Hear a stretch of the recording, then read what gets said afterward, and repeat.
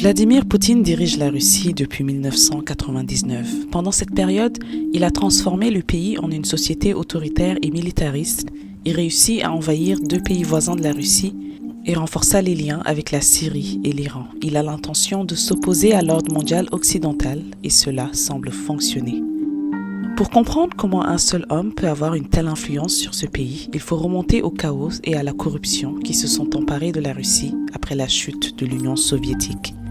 Lorsque le mur de Berlin est tombé, Poutine, âgé de 40 ans, travaillait comme espion infiltré en Allemagne de l'Est pour l'agence de sécurité soviétique, le KGB. L'Union soviétique s'est dissoute en 15 nouveaux pays, dont la nouvelle fédération de Russie. Aux yeux de Poutine, la Russie venait de perdre des millions de kilomètres carrés de territoire. Il qualifiera plus tard cet événement de catastrophe géopolitique majeure du siècle. Il déplorait que des dizaines de millions de ses compatriotes se soient retrouvés en dehors du territoire russe.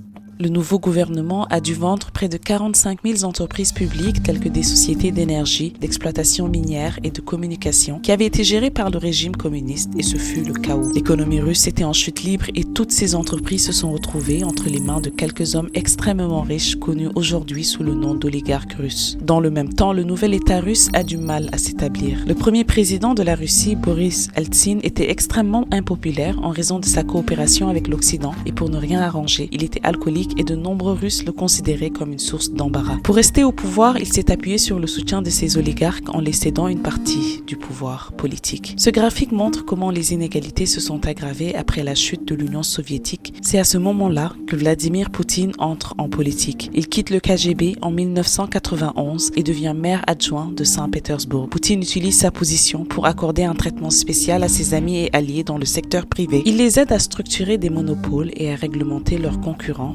devenant rapidement le favori des oligarques. En peu de temps, il a constitué un réseau de soutien composé d'oligarques, de patrons du crime et de responsables de la sécurité, pour la plupart d'anciens officiers du KGB comme lui. Avec leur aide, il accède rapidement aux échelons supérieurs du nouvel État russe. En 1999, le président Boris Eltsine nomme Poutine, encore relativement inconnu sur la scène politique nationale, au poste de Premier ministre. Farouchement nationaliste, Poutine craint qu'Eltsine ne laisse les États-Unis dominer la Russie et que l'OTAN, l'alliance qui a œuvré pendant des décennies pour contenir l'influence soviétique, ne s'étende aux nouveaux pays libérés et n'entoure la Russie. L'objectif de Poutine est alors de construire un État russe fort. Un État qui serait à la fois stable chez lui et capable d'exercer une plus grande influence sur ses voisins, et il a rapidement eu sa chance. Au cours du chaos post-soviétique, la Tchétchénie a connu une escalade de violence, une région qui s'était officieusement séparée de la Russie au milieu des années 90. Les terroristes tchétchènes pénétraient sur le territoire russe et attaquaient la frontière.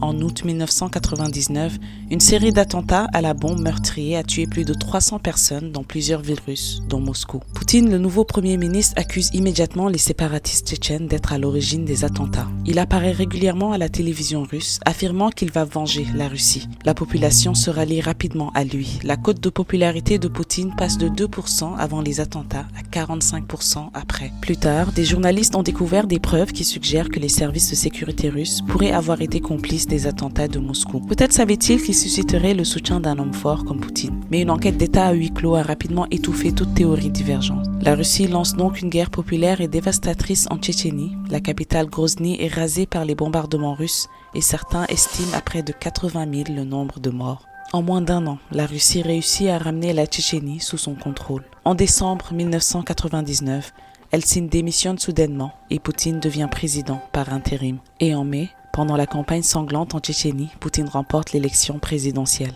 Il commence à façonner l'État russe selon sa vision. Le favoritisme et la corruption restent quelques-uns de ses principaux outils, mais il supprime rapidement les oligarques sous son règne. Ceux qui soutiennent Poutine sont récompensés, ceux qui ne le soutiennent pas sont éliminés. Eh bien, autrefois, l'homme le plus riche de Russie, le critique du Kremlin emprisonné et ancien magnate du pétrole, Mikhail Khodorkovsky, a été condamné à 14 ans de prison. Ceci sur une nouvelle condamnation de détournement de pétrole. C'est en effet une vendetta de Vladimir Poutine pour l'implication de Khodorkovsky en politique d'opposition. L'oligarchie ayant été domptée, Poutine était désormais libre d'étendre sa vision au-delà des frontières de la Russie. À l'époque, les relations avec les États-Unis étaient plutôt bonnes. Poutine a même passé des vacances dans la résidence d'été de George Bush. Je l'ai trouvé très direct et digne de confiance. Mais les choses étaient sur le point de changer. En août 2008, la Russie envahit la Géorgie.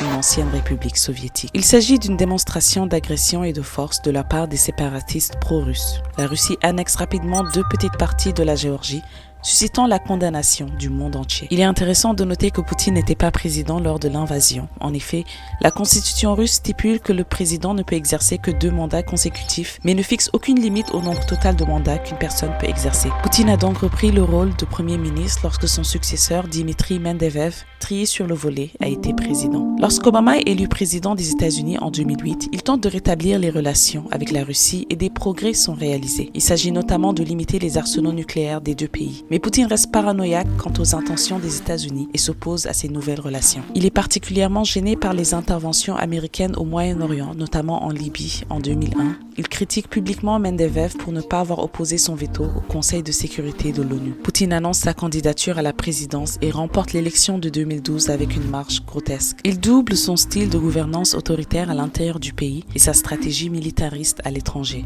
Mais dans les 2 cas, il fait preuve d'une grande maîtrise de l'information. Depuis son arrivée au pouvoir en 2000, Poutine contrôle étroitement la télévision russe. Pour l'essentiel, tous les organes d'information sont des machines de propagande appartenant à l'État. Poutine a également renforcé sa stratégie étrangère. Il a utilisé des méthodes militaires traditionnelles comme l'envoi d'armes et d'avions de chasse pour aider Bachar al-Assad à lutter contre une guerre civile sanglante en Syrie.